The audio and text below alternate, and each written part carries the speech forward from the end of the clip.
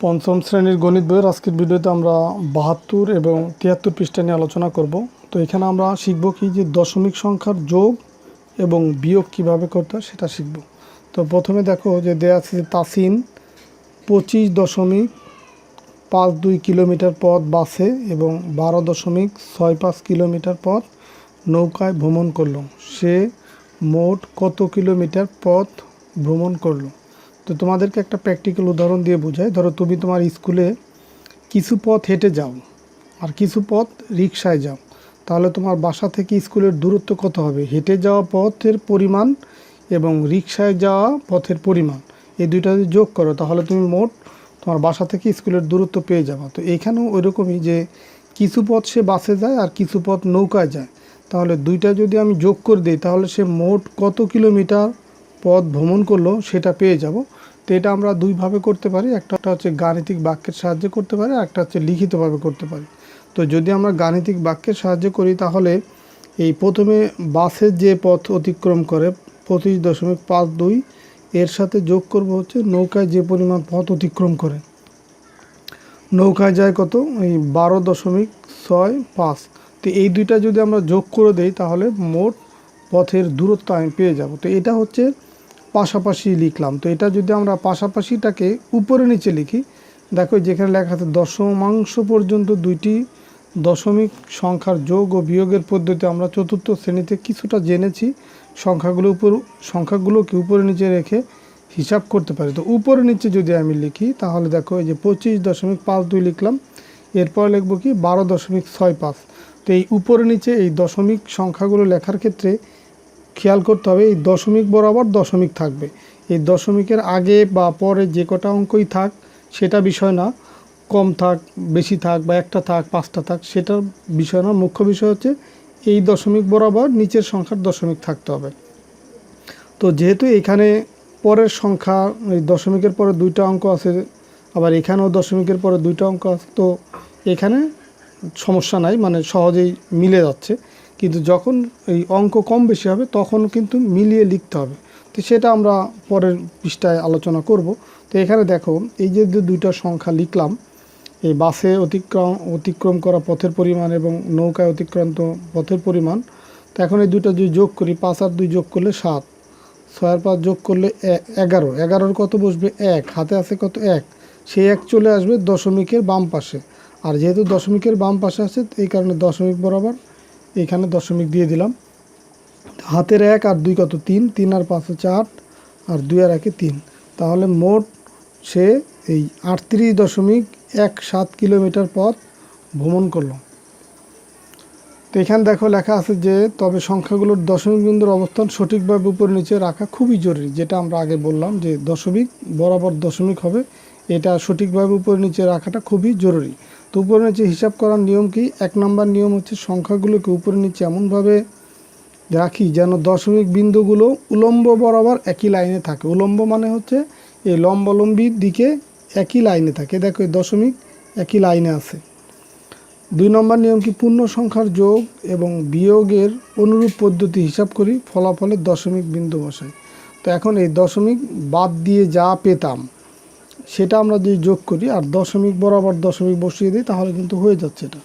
তো দেখো আরেকটা ম্যাথ আছে এখানে যে হাসানের ব্যাগের ওজন হচ্ছে ৪.৮ কিলোমিটার এবং রিপার ব্যাগের ওজন হচ্ছে ৩.৫৯ কিলোমিটার। তাদের ব্যাগের ওজনের পার্থক্য কত কিলোগ্রাম? তো যখন এরকম এই যে পার্থক্য বের করতে বললে বড় সংখ্যা থেকে ছোট সংখ্যা বিয়োগ করতে হয়। এখন এইখানে দেখা আছে ৪.৮ আর ৩.৫। তো এর ভিতরে বড় কোনটা? দেখো দশমিকের আগে আছে ৪, এইখানে দশমিকের আগে আছে ৩।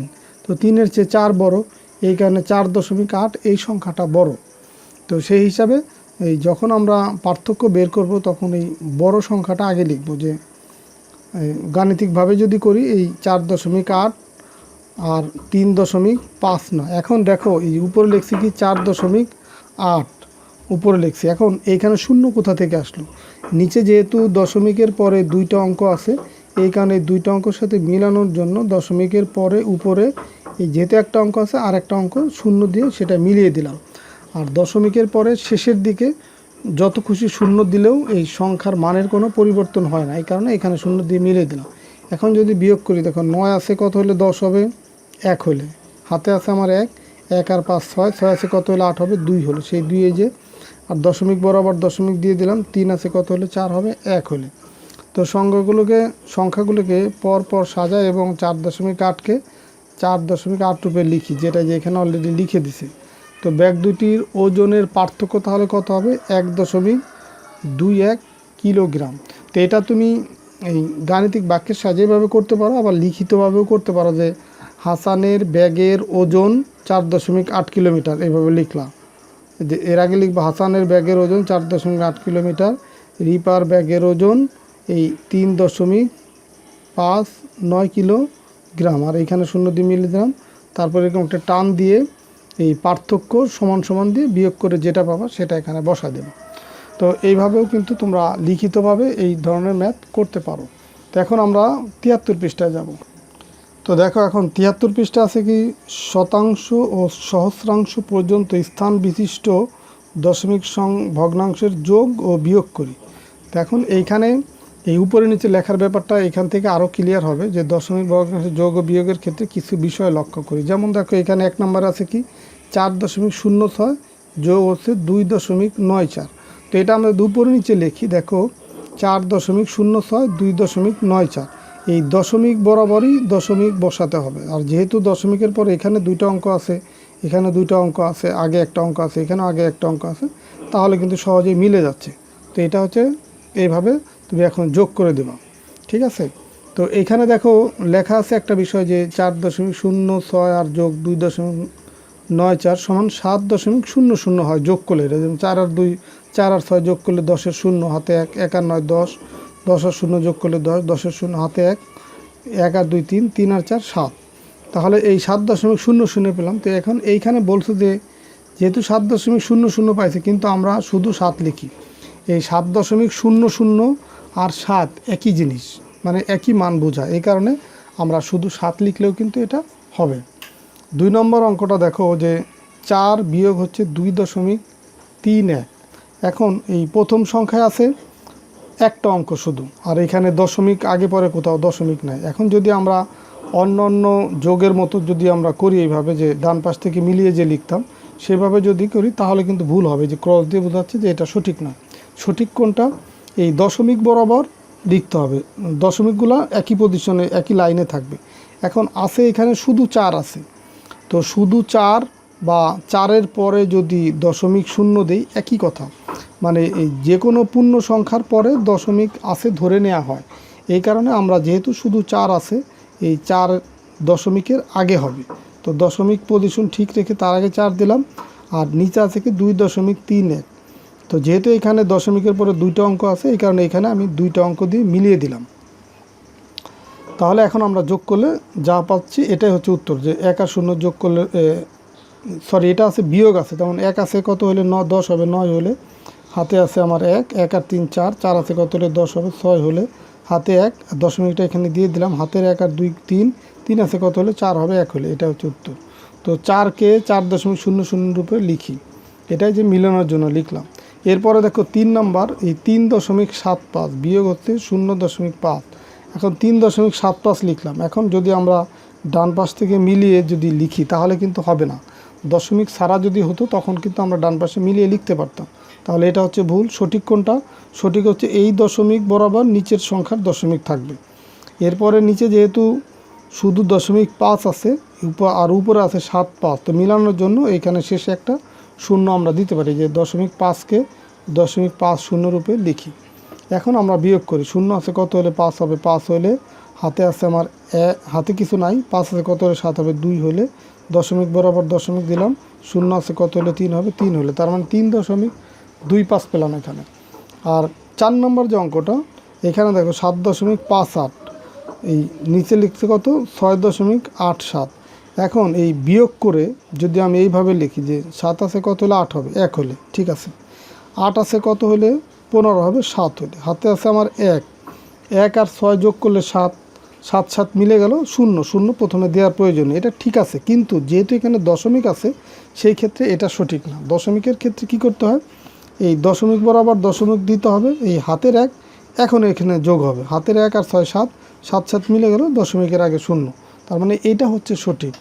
আর যদি এখানে দশমিক না থাকতো তখন কিন্তু তোমার বিয়োগ করলে শুধু এই 71 লিখলে হতো, কিন্তু যেহেতু দশমিক আছে এই কারণে দশমিক হাতের 1 দশমিক পার হয়ে বাম পাশে চলে আসবে আর দশমিক বরাবর এই দশমিক বসবে।